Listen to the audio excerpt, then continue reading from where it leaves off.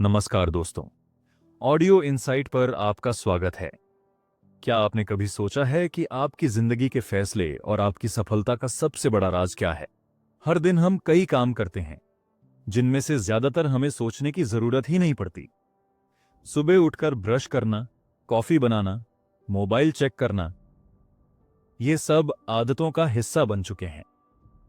लेकिन क्या आपने कभी यह गौर किया है कि यही आदतें हमारी जिंदगी को बनाती भी हैं और बिगाड़ती भी? आज हम बात करेंगे चार्ल्स डुहिग की प्रसिद्ध किताब द पावर ऑफ हैबिट, यानी आदतों की शक्ति के बारे में। यह किताब हमें सिखाती है कि कैसे हमारी आदतें काम करती हैं और हम उन्हें कैसे बदल सकते हैं ताकि हम सफल और खुशहाल जीवन जी सकें। इस किताब में वैज्ञानिक शोध और असली जीवन के उदाहरणों के जरिए बताया गया है कि किस तरह आदतें हमारी जिंदगी का सबसे महत्वपूर्ण हिस्सा होती हैं। लेकिन एक कहानी के बिना यह सीख अधूरी रहेगी। इसीलिए मैं आपको राहुल की कहानी सुनाने जा रहा हूं। एक ऐसा युवक जिसने अपनी बुरी आदतों को अच्छे में बदला और अपनी जिंदगी को पूरी तरह से बदल दिया। तो चलिए शुरू करते हैं। कहानी की शुरुआत, राहुल और उसकी आदतें।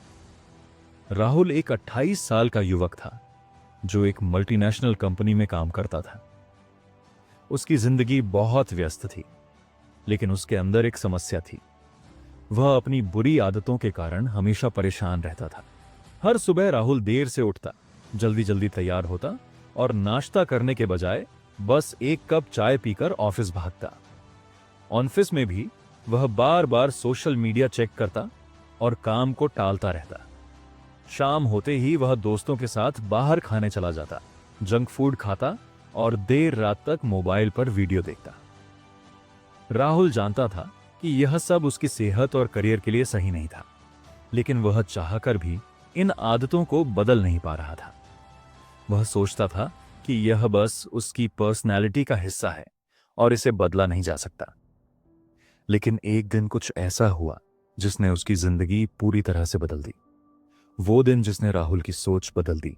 एक दिन ऑफिस में राहुल को उसका बॉस बुलाता है। बॉस गुस्से में था। राहुल, तुम्हारी परफॉर्मेंस लगातार गिर रही है, तुम्हारी डेडलाइंस मिस हो रही हैं और तुम्हारी एफिशिएंसी बहुत कम हो गई है। अगर ऐसा ही चलता रहा तो हमें तुम्हारे बारे में फिर से सोचना पड़ेगा। राहुल के लिए यह एक बड़ा झटका था। उसे एहसास हुआ कि उसकी बुरी आदतें सिर्फ उसकी निजी जिंदगी ही नहीं, बल्कि उसके करियर को भी नुकसान पहुंचा रही हैं। उसी रात जब राहुल घर आया तो उसने अपने कमरे में बैठकर सोचा, क्या मैं अपनी आदतों को बदल सकता हूं? क्या सच में कोई तरीका है जिससे मैं अपनी जिंदगी को सुधार सकूं?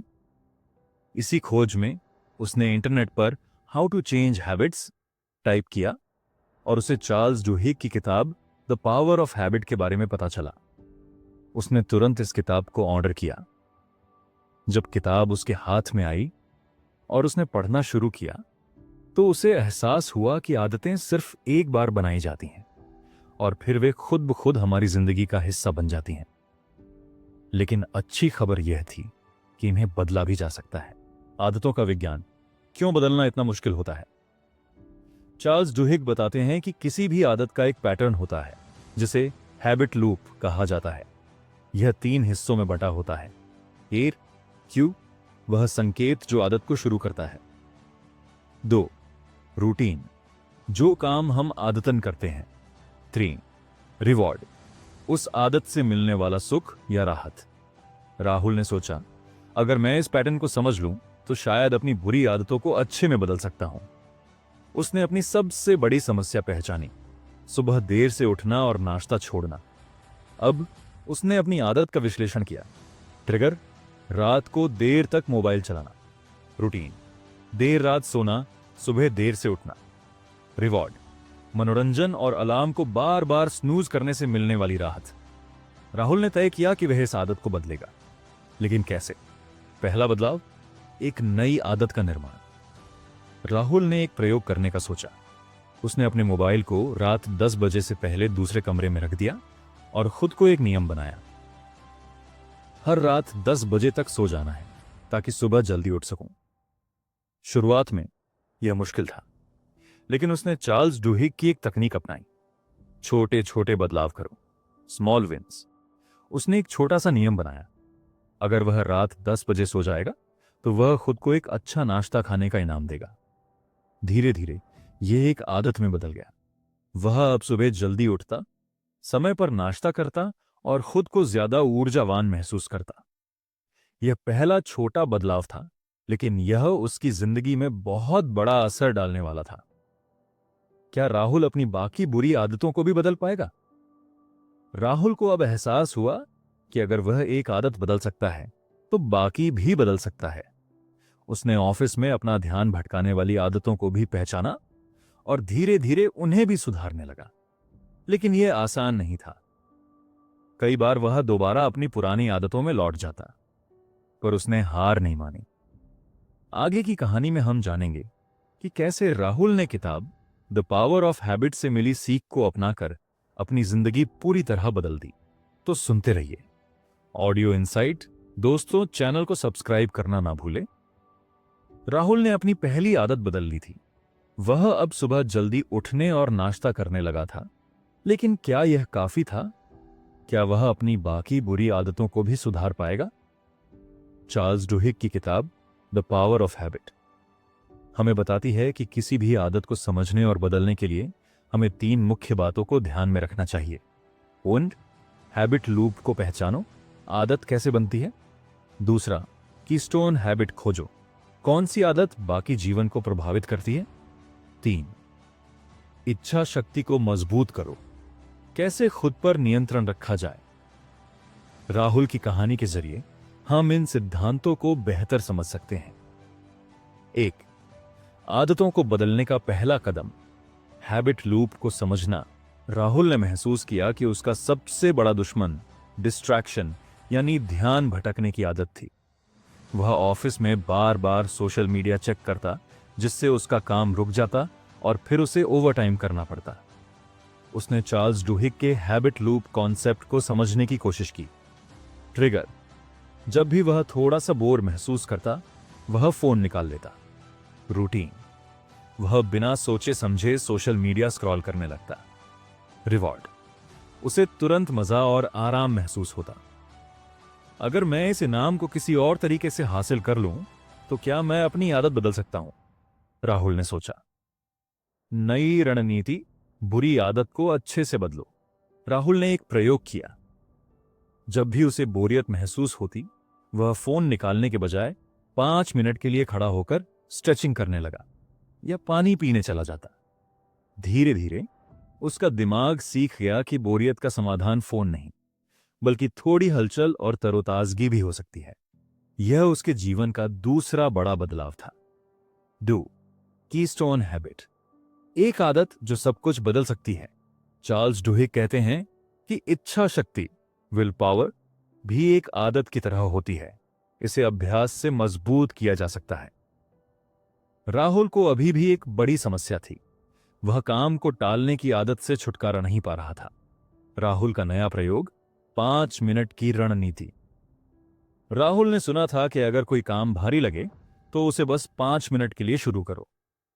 जब भी वह आलसी महसूस करता तो खुद से कहता, सिर्फ 5 मिनट के लिए इस प्रेजेंटेशन पर काम करूंगा। आश्चर्य की बात यह थी कि एक बार जब वह शुरू करता तो 5 मिनट 30 मिनट में बदल जाते और वह काम पूरा कर लेता। धीरे धीरे उसकी काम टालने की आदत खत्म हो गई और उसकी उत्पादकता, प्रोडक्टिविटी बढ़ने लगी। चार्ल्स डुहिग बताते हैं कि आदतें सिर्फ हमारे निर्णयों का परिणाम नहीं होती, बल्कि हमारा वातावरण भी उन पर असर डालता है। राहुल ने जब रात को देर से सोने की आदत बदली तो उसने अपना मोबाइल दूसरे कमरे में रखना शुरू कर दिया। इससे जब भी उसे मोबाइल देखने की इच्छा होती तो उसे उठकर दूसरे कमरे में जाना पड़ता, जो कि असुविधाजनक था।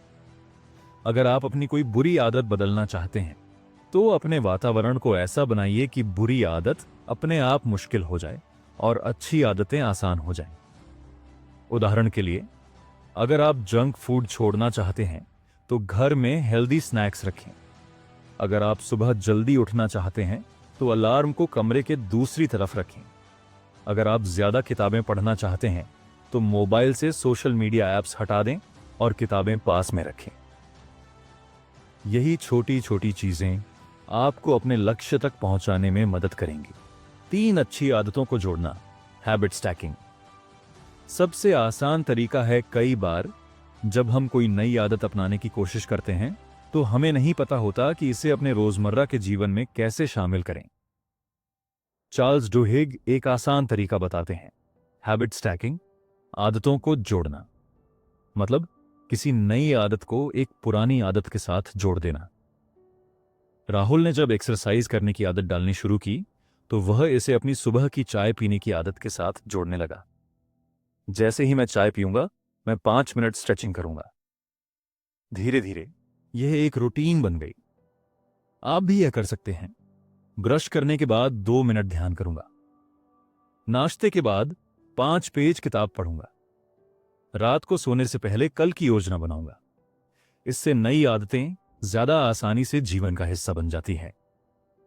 4, फेल होना भी बदलाव का हिस्सा है। हार मत मानो।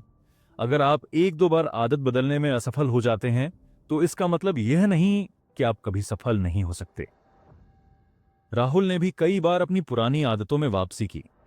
कभी कभी वह देर से उठता, कभी ऑफिस में सोशल मीडिया में फंस जाता, कभी एक्सरसाइज करना भूल जाता, लेकिन उसने हार नहीं मानी।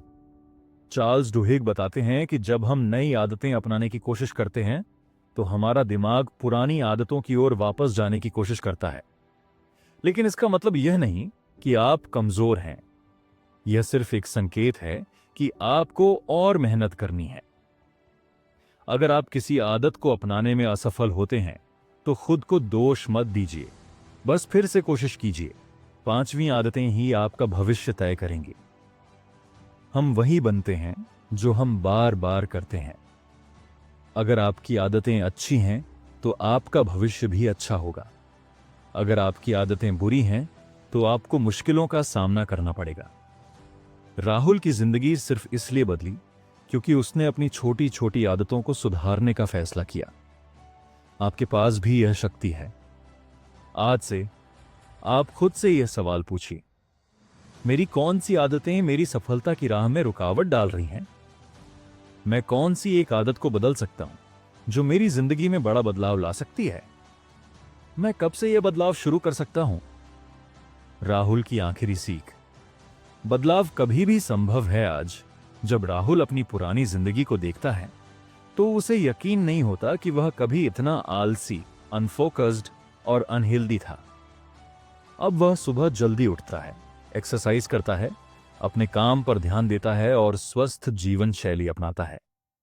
लेकिन सबसे महत्वपूर्ण बात यह है कि उसने सीखा कि आदतें हमें कंट्रोल नहीं कर सकती, हम उन्हें कंट्रोल कर सकते हैं। अगर मैं अपनी आदतें बदल सकता हूं तो आप भी बदल सकते हैं। अंतिम शब्द, आज से नई शुरुआत करें। तो अब आपको क्या करना है? अपनी बुरी आदतों को पहचानिए, एक कीस्टोन आदत चुनिए जिससे आपकी पूरी जिंदगी में सुधार आ सके। धीरे धीरे नई अच्छी आदतें जोड़िए। अगर फेल हो जाए तो फिर से कोशिश कीजिए। अपने वातावरण को अपने लक्ष्य के अनुकूल बनाइए। याद रखिए, छोटे छोटे बदलाव बड़ी सफलता की ओर ले जाते हैं। आज से ही अपनी पहली अच्छी आदत अपनाइए और अपने जीवन को बेहतर बनाइए। आदतों की शक्ति को समझिए, अपनाइए और अपनी किस्मत खुद लिखिए। दोस्त, ऑडियो बुक अच्छा लगा हो तो लाइक एंड शेयर करें और ऑडियो इनसाइट को सब्सक्राइब करना ना भूलें।